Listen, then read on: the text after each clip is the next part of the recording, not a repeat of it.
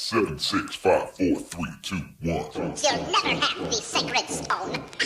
Oh, this you crazy mother.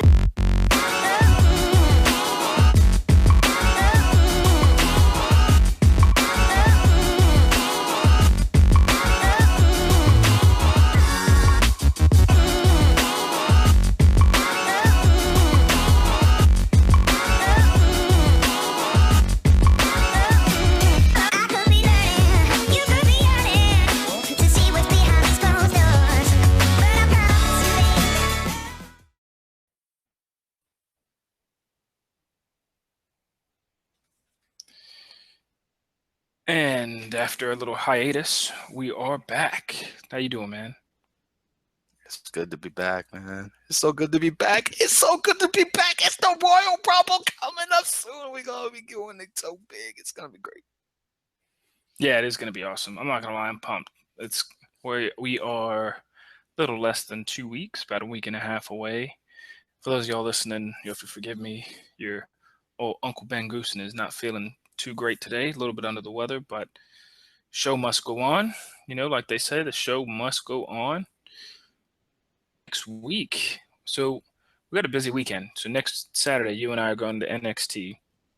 Next Sunday, the Rumble, and the following Friday, not sure if you know or not, but ROH is going to be here as well. So we got that coming up. Not sure if I'm going to go to ROH or not, but I'm pretty pumped about NXT and the Rumble. Have you watch Raw this week in full? I did watch the Hulu cut of Raw, and I watched the full thing of Smackdown. And I got to say, man, I was pretty impressed with Raw this week. So, okay, tell me what was on your Raw, because I'm wondering what they cut out on Hulu. So, talk to me. How did Raw start, and what did you think of it? Remember, man.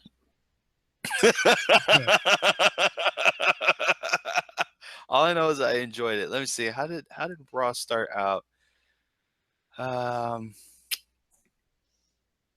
Shoot, that's terrible, man. I gotta stop being like that. I'm gonna start taking notes on Raw because I know that I thoroughly enjoyed it, but I can't remember. I don't even remember how it even started. If I can recall correctly, it was like a small talking session that ended up into a match going forward. No, I guess maybe they did cut it on Hulu. No, they wouldn't cut this. It was Lesnar coming out. That's right. Well, then tell me that. Yeah, they didn't. They that was in there. But yeah, it was a small talking session though.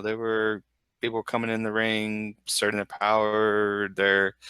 I'm coming to the Royal Rumble. I'm gonna do this. I'm gonna do that. And then Brock just came out and a bump from Roman Reigns, and then had his good stare down with Braun Strowman, which I have to say, I'm intrigued. Yeah, I could do a Braun Strowman versus Brock Lesnar match if they can get really, really physical. So would you rather see? So I thought. Okay, let me backtrack. I thought the beginning of Raw was really good, entertaining. It was all about hyping up the main event match and hyping up the Royal Rumble as well, all in one. I would much rather see Strowman versus Goldberg down the line, maybe like at a WrestleMania or something. Like they build up Strowman, they keep building him up like he's this unstoppable thing, and then he has to go against Goldberg at Mania. So and that's just something to throw out there. Who knows if Goldberg will even be around? So what would you think? Goldberg? Would you rather see Strowman fight Goldberg or Brock? I would rather him fight Goldberg if it was Goldberg of old, who was still in wrestling shape. The Goldberg of now can't really carry a match, so it wouldn't even be worth it. I would probably much rather see Goldberg or Brock Lesnar, because I think that both of them can be physical without having to worry about hurting one another.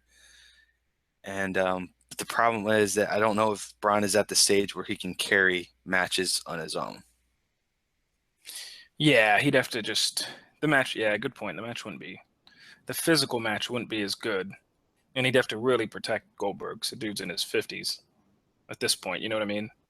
But yeah, right. Good point. So what was next on Raw? I forgot to say, man, the opening package for the Martin Luther King was really, really well done. Like really, really well done. And not to get into too much like politics or anything like that, but the last 2 years for the Martin Luther King promo packages weren't that great. I think last year's was like a rehash of the year prior. Yep.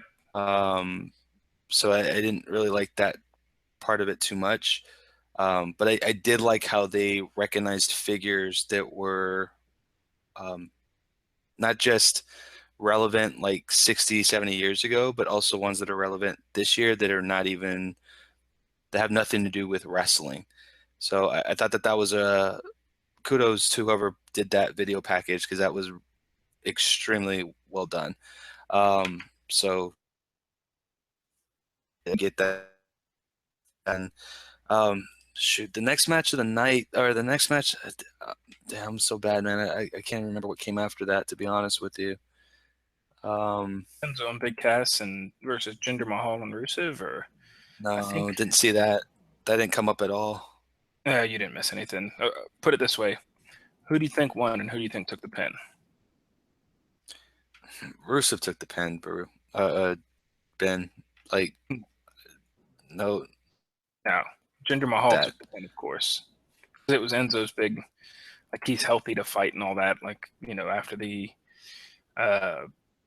him being in the wheelchair and everything like that, it was his comeback match. So yeah, old Jinder Mahal, dude worked his ass off to get into great shape and still back to being a jobber. No, that's garbage, man. I think after that we saw the tag team match. And what did I tell you, bruh? What did I tell you? I told you, Ghost. Placeholders for the Magic Killer. Yeah, you did call it. I thought they should have won. I thought that they should have won cleanly. Like, probably. Yeah, I thought they should have taken the title. Like, they should have given it to him at that point with the Magic Killer. But I think they won by DQ, which was, I mean, the feud's gonna live on. Yeah, they're definitely not gonna. They're not gonna drop the titles until probably. I would probably say they'll drop them at Elimination Chamber. Wait, no, that Elimination Chamber is a SmackDown show. So maybe I don't know. I don't even know if Raw has a pay-per-view after. I'm assuming that they do. I'm assuming that they have a pay-per-view in between Chamber and WrestleMania. I just hope it's not Fast Track or Fast Lane.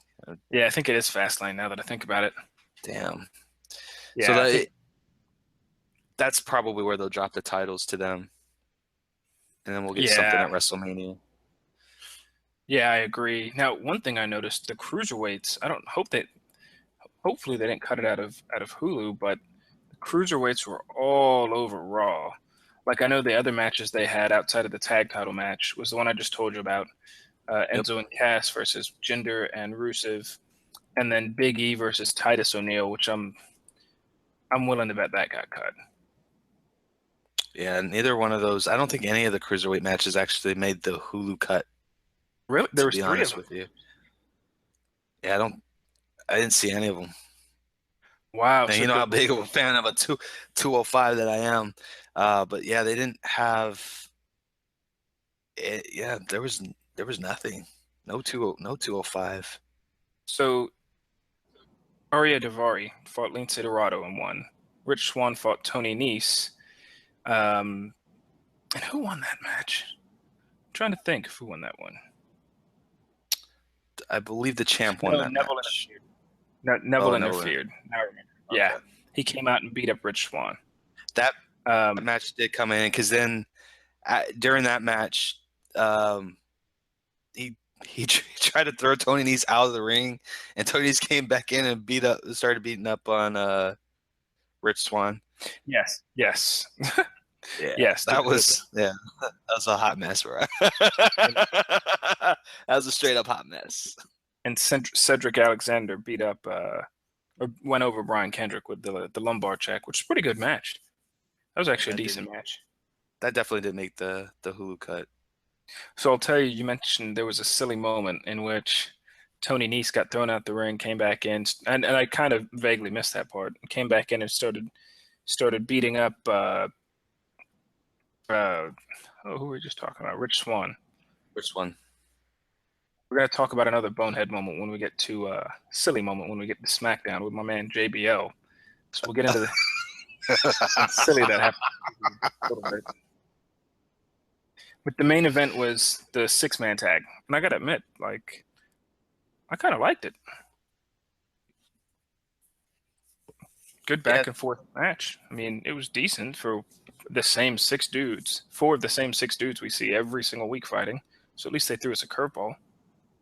Yeah, it was definitely good, man. I'm not usually a fan of the 6-man tag matches, filler matches, because it's usually like low quality wrestling and a spot fest. But this one was actually pretty good. I definitely enjoyed it. What I didn't enjoy was the women's segment, specifically Charlotte and Bayley. I don't even know what kind of a train wreck that was, man, but it was bad. It was it was all right. I think they're trying to build up add some storyline to it without showing some physicality. Do you know what I mean? Sometimes when they do, without people fighting or interfering in matches, they do, just a good segment where they verbally add to the storyline. So, when they were doctoring up Bayley and her history and how long she's been a super fan and everything like that, I kind of dug it. I mean, considering we didn't get a single women's match, so they could show more cruiserweight action, I kind of dug it. It wasn't bad. Didn't think of it that way. Well, I guess that makes sense because I didn't see any of the cruiserweights. But if that's what they did to substitute it in, that was pretty good.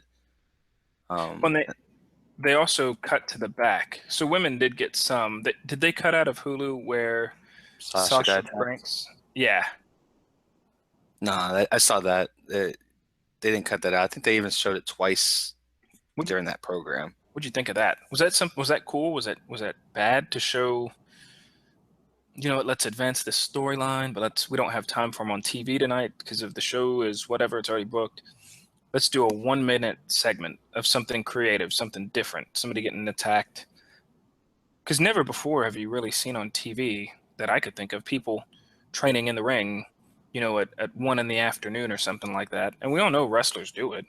They get in the ring, either rehearse or go through their motions or get a workout in or whatever they do before the shows even start and while they're setting up the Titantron and all that stuff. So I thought it was pretty cool that they showed that stuff. Yeah, it made it a bit. I mean, it was definitely meta. I do enjoy that. I like those little creative segments where they can break away from just in-ring action, like whether it's backstage or whether it's like at a bar or at a hotel. Like I like that. It makes the experience just different. Even though this one was still in a wrestling ring, but it was, during the pre-era. However, and we will talk about this. You already know, man. As good as it was, it was definitely not the best this week when we're talking about away from the ring. So we'll talk about that later. The only thing that bothered me was that Nia, they promoted it like it was, Sasha was in her workout gear. All these guys were just hanging out in the ring, but Nia Jax ran to the ring in her wrestling gear. I was like, yo, if this is supposed to be you attacking somebody at 1 PM when someone's getting out of workout, you telling me you wear that wrestling costume from noon to like 10 at night? Goose, I didn't even think about that, bro. Is that just me paying too much attention to detail? No, man, that's spot on, man. Like, seriously, why would you be in full wrestling gear when, damn. You're good, Goose. You might be sick, Goose, but you on your game today, son. I know. It's that was the only thing I could tell you that I saw. I mean, I loved the backstage stuff. We talked a couple weeks ago about liking Sheamus and Cesaro having drinks, and it reminded us of the APA. But when I saw it come out, I was like, man, this segment's pretty cool. Something different. Why is Tamina wearing a wrestling gear? That's like if they did a segment at the bar with Sheamus and Cesaro. She shows up in a wrestling gear to confront them. I'd be like, what the hell? You gonna change out of them clothes? You know what I'm saying? So Yeah. but other than that, did you just call that segment meta, by the way? Yeah, it was, man. It was. I thought it was meta. Good terminology. That's good terminology. I like that. You know, I try to keep up. I try to keep up with the kids every once in a while, son. We might have to call it the Meta Awards next year. So the IRWP Awards. That was good. So yeah, ending a Raw. I mean, it was 6-man tag. You kind of always know how they're gonna end up for the most part, just kind of with a bunch of craziness and stuff. But no, I liked it. I thought there was some commotion at the end, and it was pretty much Royal Rumble and main event hype. You know what I mean? Like they hyped up what they've got going on with the Rumble, and what they've got going on with the main event scene. And I think that SmackDown kind of the way SmackDown started off took that same, but they took that same premise with AJ coming out to talk trash to Shane and then Cena and surprising The Miz. And it was nice to see AJ and The Miz while we talk about SmackDown. It was nice to see AJ Styles and The Miz go, verbally back and forth, because I thought The Miz was just going to go off on him. I loved when he said, I was beating up John Cena before beating up John Cena was cool. Yes. And I carried his ass at WrestleMania. That's my boy. Dude. Are we officially talking about SmackDown here? Are we officially get into SmackDown? Yo, this episode should have really been called #continuity, because SmackDown was on point all night with continuity of everything. Like, seriously, out the gate, son. You got The Miz and you got AJ Styles going at it on the mic, which, if you recall, a couple of weeks ago, we was even talking about this whole same thing where we would want to see these two go at it as a heel. And Goose, correct me if I was wrong, you didn't think that it would truly work. Correct. If you had two heel wrestlers. So I'm gonna have to put your money where the mouth is, son. What'd you think about this match? Two heels fighting each other. It was a decent match. I didn't get into it that much. Not because there were two heels, but I think I just thought AJ Styles should definitely win this. But it wasn't bad. I mean, the fans didn't bother me or anything. It was obvious AJ's more over of the two or whatever. But yeah, it didn't bother me that much. Not a huge fan of the heel versus heel stuff, but it didn't bother me that much. And they ended it well with the DQ. Yeah, and I think it works. I think it works if you – I think it can work as long as you don't overdo it. Like, I don't want to see this every week, heel versus heel. Yeah. But if you have two good heels going at it, that would be great. And I love the fact that they, again, alluded to #continuity, 2 weeks where AJ Styles was on the what was it, the Cutting Edge, or what's the name of that show? Miz TV. There you go. And Miz pretty much said it, like, he's better at everything. And until him and him get in the ring, he still thinks that he's going to be the one that steals the show. And shout out to Miz again, man. Like, his mic skills are on point, man. So I was worried that he was going to go in there and cut a promo on AJ and bury AJ on the mic. And he cut a damn good, solid promo on AJ. And AJ didn't look like he was weak, like, from a mic perspective. Like, when John Cena cuts a promo on AJ, he goes a little bit too far to where it's like almost character assassination, where AJ can't really come back. Doesn't leave enough open for him to come back. Like, you see it more on Talking Smack. than you do on the live TV. So, if you don't watch Talking Smack, you may not know what I'm talking about. But if you could see the difference between how John Cena cuts a promo on people versus how The Miz cuts a promo on people, like, you can't tell me that The Miz isn't the better of the two on the mic. I don't believe it. No, I agree. And I think you brought up a good point that you got to let him have some type of comeback. And I thought AJ Styles coming back with like, hey, you remember last time we were in Memphis, I knocked your teeth out. Hashtag continuity. I'll have you talking with a lisp like your wife. I was like, damn. Don't know if that's a lisp, more of an accent, but I'll roll with it. You know what I mean? Yeah. So, but him mentioning And that, I love. And I enjoyed John Cena egging it on. Like, I found that pretty amusing. So there wasn't an oversaturation of John Cena. And a little tongue on that mic, son. Oh man, God. I'm just gonna say it, man. He's definitely still the front runner for 2017 Dunce of the Year, son. Already. Yeah. Well, and then after that, it was Ambrose and Orton, and I thought that was a good match. I was curious to who was going to win because Orton's still kind of a title contender, heavyweight title contender, main eventer guy. Ambrose not as much anymore. IC title and everything. So I was curious, and then Randy actually took the L. I was kind of surprised. He lost with some interference and all that. And then, a little scuffle ensued afterwards, and they announced next week Randy and Luke Harper are going to fight. So how do you feel about how the new Wyatt family storyline's going? Well, first off, hashtag continuity, because the AJ or the Ambrose and Orton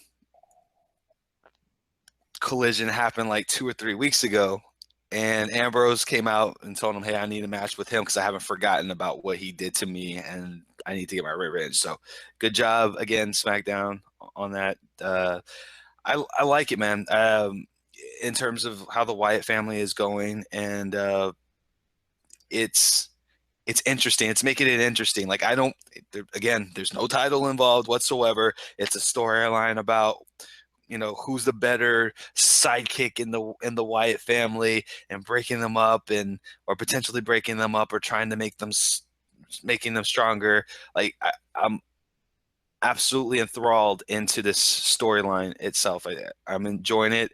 I don't know whether or not they're going to do if this is going to culminate into a Randy Orton versus Bray Wyatt at WrestleMania or not, because you could go either way, and it's fantastic. It's so good, man. And I don't know if you saw Talking Smack, but Bray Wyatt on Talking Smack was supposed to be all three of them. Bray Wyatt came out and said, yo, next week, Orton, right, brothers are going to settle this. It's going to be Orton. It's going to be Luke Harper. They're going to fight. And then the following week, we go into WrestleMania, and I'm going to win the Royal Rumble. Loved it, man. It just solidified this whole storyline. So I like it because it's, like you mentioned, a storyline within a storyline. And I feel like it works with these three guys because you couldn't do that with the New Day. The New Day, it would be more of a, are they going to break up? Are they not? I think that it works here because the fans still want to chant Randy Orton. Ever since he came back and the whole RKO out of nowhere went viral, I think that fans just instinctively now like the guy. And he doesn't, have the greatest mic skills or whatever, but he doesn't have to. And he's a veteran at this point, so he could hold his own in the ring. So I don't know if when I saw SmackDown, I thought, wait a minute. What if, because Randy and Bray feuded, and then Kane got involved, and then Randy turned on Kane and joined the Wyatts. But Randy said, if you can't beat him, join him. So they've already feuded before, but I'm wondering, what if Randy Orton's storyline will be, I need to infiltrate to break up the group. That was kind of what I was thinking, that he's got to come from the inside out to break him up to get Bray by himself. But who knows? Either which way, I really like it. I hope that they fight next week and come back stronger. The Shield did it. There was a couple of episodes where they were slightly breaking up with one another, and Reigns speared Ambrose in a match on accident and all that stuff. So, and then it made them stronger. And, we all know how that turned out. They turned out great. So, no, I love the storyline. And like you mentioned, the continuity just insane on SmackDown from one area to the next. It's just flat out insane. And they even, and it's nice because they even bring up old stuff from either years past or previous episodes. So when Dolph Ziggler came out for the King's Court, Hashtag continuity. I saw the Twitter post, is Jerry Lawler going to take his annual bump? And it was a super kick, but to the heart. And I loved that because it's something not too detrimental, but he could just sell that, and it's a soft move or whatever. But they even showed clips of Ziggler elbow dropping the King before he had the heart attack back then. So I think for a quick thing to get Ziggler over, that was a good segment. Yeah, I absolutely loved it. And side note, I've always wondered if wrestlers have like if they have a license or something like that, where in order for them to continue to wrestle, they have to at least wrestle one match once a year. I don't know if that thing kind of exists or not, but it just seems like some of these people, like some of the legends, we see them take wrestle one time out of the year, and it seems kind of weird. Like it didn't need to take a bump, but I don't know. I've always been curious about that, man. I love this segment. I did. Right off the bat, like when I saw them in there, I thought it was kind of weird that King was dressed up in his in his outfit. Yes, like I posted that before he even came into the ring, like before they even showed it in the ring. Like I was like, man, he's gonna take his bump. I just know it, man. And then I came back from commercial, and yeah, he was in full wrestling gear. I was like, no. And next week we're gonna probably get Dolph Ziggler versus Jerry the King Lawler, and it's just stop it, man. Stop it. The ending was the best because my man JBL tried to come into the ring to help his buddy. Boy, did he slip good. There's so many GIF files of that on Twitter. It was great. You better be careful, man. JBL might just block us, bro. He's all about that life. Yeah. And then after that, I think it was pretty much from there the main event.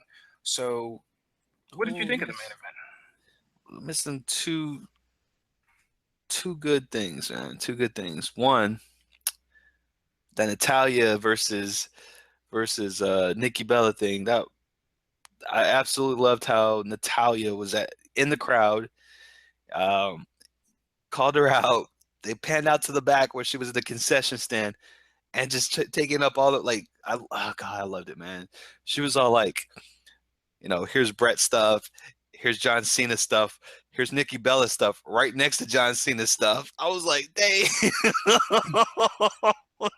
Natty's on a new level right now, bro. I'm gonna throw all this stuff in the trash, and Nikki took a while to get up there because I think she was supposed to be there like a whole 10 or 15 seconds sooner. But I love them brawling in front of a live and unexpected crowd. Like no one was expecting them to come out there. No, yeah, I thought that was interesting. So way for them to mix that piece of it up. Yeah, I absolutely love that. There's another segment in there too on SmackDown that I'm trying to remember. No Ellsworth this week. No Carmella this week.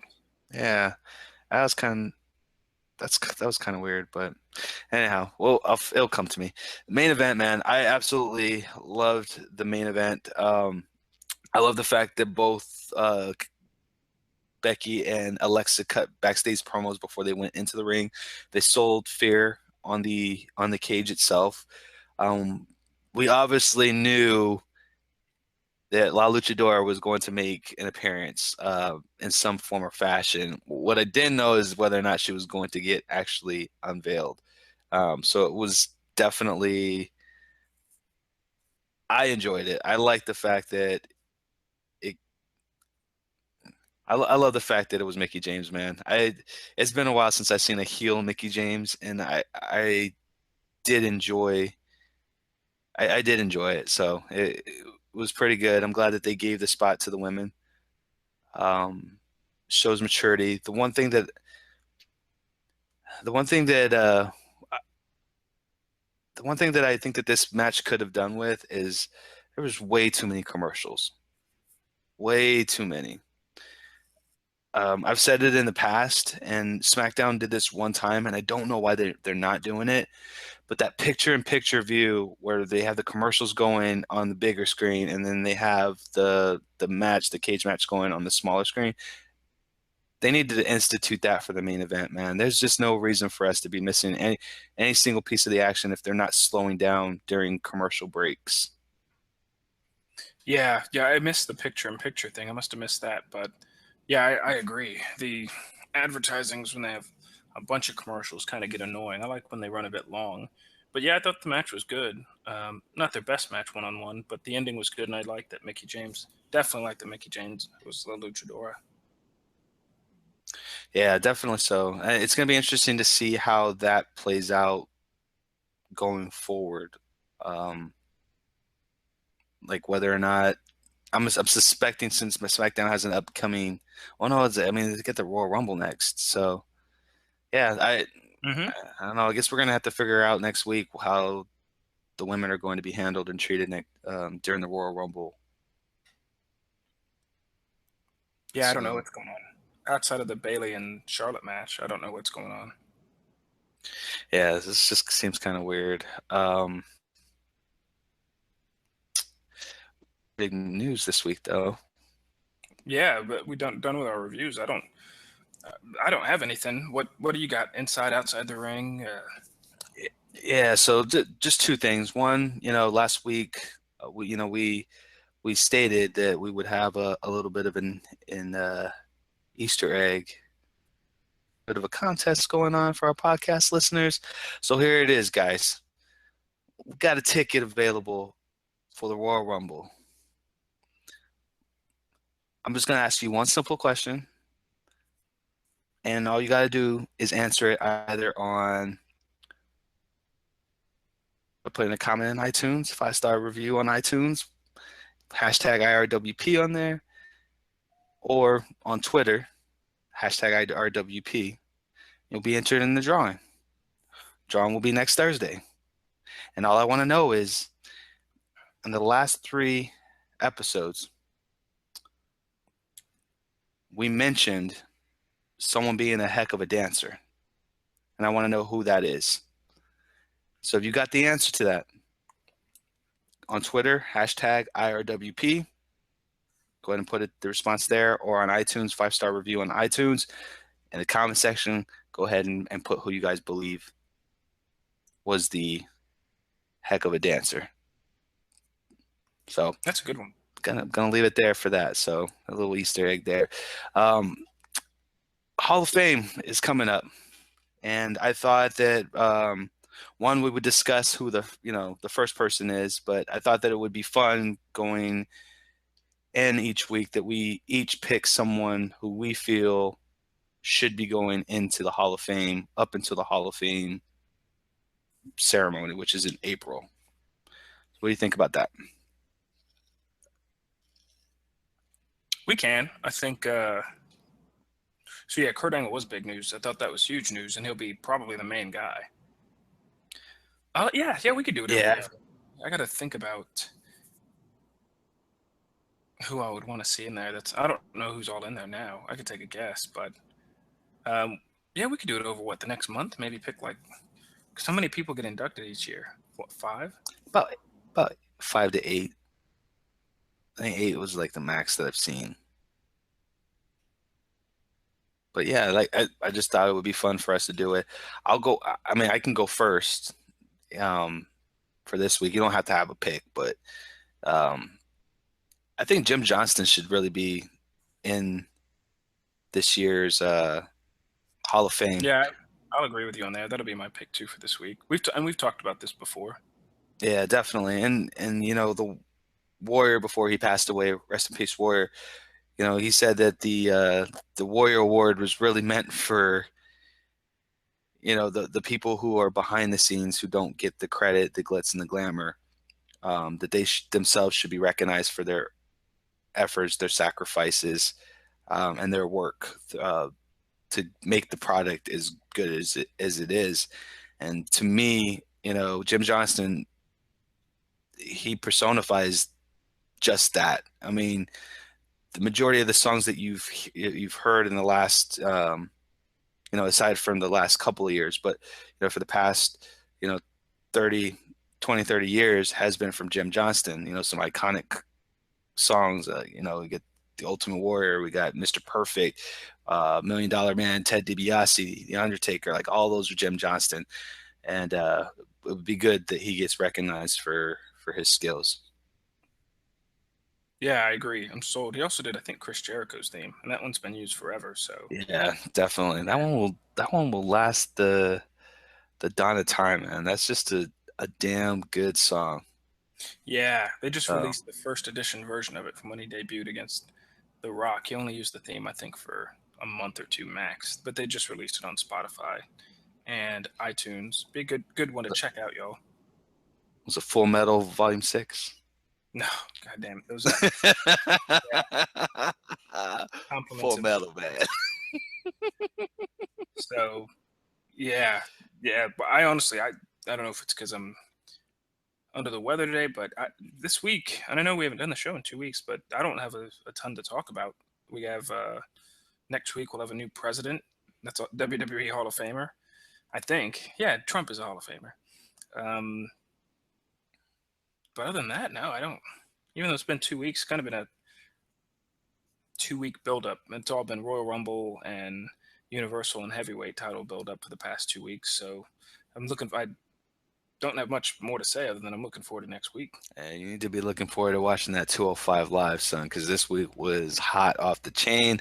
I can't do it. It was hot off the chain, hot off the chain. They gave my boy Gallagher and Davari an opportunity to wrestle. Um, so that was awesome. Did you ever get around to watching the UK Championship? I have not. Watching everything outside of Raw and SmackDown is tough. So I still, before I watch that, I'll watch the Kenny Omega match before I'll even watch anything else non Raw or SmackDown wise, just because I've heard a lot about that match and it's like an hour long, so that's going to take up some time. Um, but I won't. I probably won't watch much at 205, but I'll do like I do NXT, and just kind of right before. Hopefully, they have their little mini pay-per-view. I'll binge watch all the episodes before it.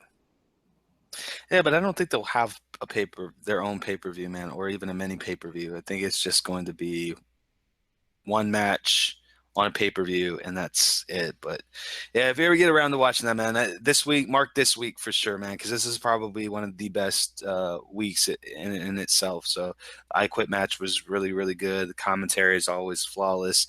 Noam Dar is a freaking clown. So, but yeah, man, let's just get into shout outs real quick, and then we'll go ahead and call it a day. So got a few notable shout outs I want to throw out there. So one, we inadvertently I should say I inadvertently offended Hurricane Shane Helms. Yeah. Yeah. And he was quick to correct me, and in a nice Hurricane fashion, that he was the one who first invented the saying, "What's up with that?" Good drop of the And GIF, by the way. I didn't know you knew about that skit. oh yeah, man. What's up with that? What's up with I love that song, Yeah. dude. So yeah, shout out to to Shane Helms. We appreciate you. We got some love from Tatanka this week. He has a new shirt out, and it was pretty cool. Yeah, I like the design. Design and detail, man. It was pretty high. So I appreciate him giving us some retweet love there. Vernon O'Neill, thank you so much, man, for retweeting us. We got Big Dog. We got Spinning Back Fist. this is the second week. Spinning Breakfast. I'm proud of you, man. Thanks so much, man. Got some love from Avari, from Davari from 205 Live. So appreciate that. And Mustafa Ali even gave us some love on Twitter. So appreciate you for that, man. Keep it going, man. You, even though you took an L to Tony Nese, that match was amazing, son. Amazing. Justin Spreece, appreciate you, bro. We'll see you at the Royal Rumble. Manson Chapel, thanks so much, man. Podcast is on point, so good. Drunk Wrestling, Chelsea Day, Unstable, Pierce, Jay Lethal. Thank you so much for continuing to support us, man. We appreciate you. Georgie at Georgie G Tweet, appreciate you. Jordy Garcia, Fight Sessions, and Curtis Norm, who's one of our newest movement members. So welcome to the movement. We appreciate you, bruh. And that's it, man. You can find Ben Goosen at Ben_Goosen on Twitter. How about you, bruh? Find me, Sage the Mock, at Sage the Mark. Find at Real WrestleCast on Twitter, at Real WrestleCast. But if you can't remember all that, just visit our website, IRWP.us. It's all there, including our Instagram and Patreon. Support us, son. Support. Keep it real, guys. I know that it's going to, I know that's been tough past 12 months. But we got to love one another. We got to support one another. Y'all just, simmer down. Keep it real. Keep it real, y'all.